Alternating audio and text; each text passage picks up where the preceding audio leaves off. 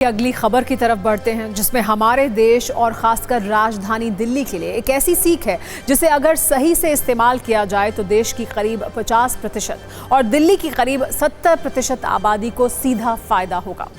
दरअसल फ्रांस की राजधानी पेरिस में एक नदी है, इसका नाम है सेन नदी। ये इतनी गंदी थी कि पिछले करीब 100 वर्षों से बंद थी। इसमें स्विमिंग और नहाने पर प्रतिबंध था, लेकिन 100 वर्षों के बाद पिछले शनिवार को सेन नदी आम लोगों के लिए खोल दी गई। अब ये नदी प्रदूषण मुक्त है, यहाँ का पानी बिल्कुल साफ और लोग इसमें अब डुबकी लगा रहे हैं। पिछले 10 वर्षों से सेन नदी को साफ करने का काम चल रहा था। इस पर 13,755 करोड़ रुपए खर्च किए गए और अब ये पूरी तरह से साफ है। इतनी साफ कि 1923 के बाद पहली बार लोग इसमें स्विमिंग कर रहे हैं। पेरिस की सेन नदी की ये सफाई भारत की 2 बड़ी नदियों के लिए संदेश है। ये नदियां हैं गंगा और यमुना। पहले यमुना की बात करते हैं, जो इतनी गंदी है कि इसमें स्विमिंग और नहाने की बात तो भूल जाएं। इसके 100 मीटर के दायरे में भी आप खड़े हो जाएं तो आपका सांस लेना मुश्किल हो जाएगा। यमुना की स्थिति यह है कि देश की करीब 6 करोड़ की आबादी यमुना से जुड़ी है। दिल्ली में 70% पानी की सप्लाई यमुना से ही होती है।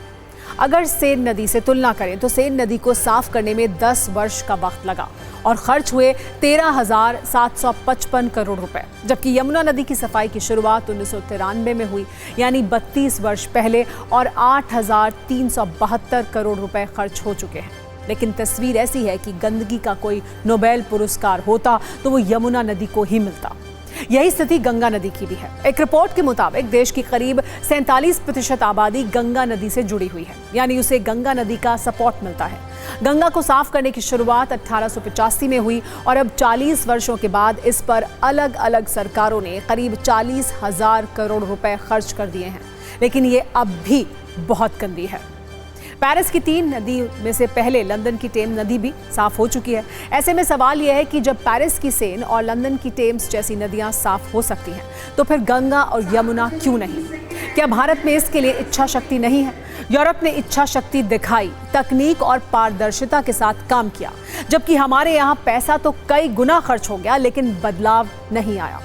1985 से लेकर अब तक हजारों करोड़ रुपए बहा दिए गए, लेकिन गंगा में गंदगी बहाने का सिलसिला नहीं रुका है। नमामि गंगे हो या यमुना एक्शन प्लान, हर अभियान इसमें ज्यादा सफलता नहीं मिली है। यही कारण है कि सेन और टेम्स आज पर्यटन का गर्व है और गंगा और यमुना आज भी प्रदूषण के बोझ तले करहा रही हैं।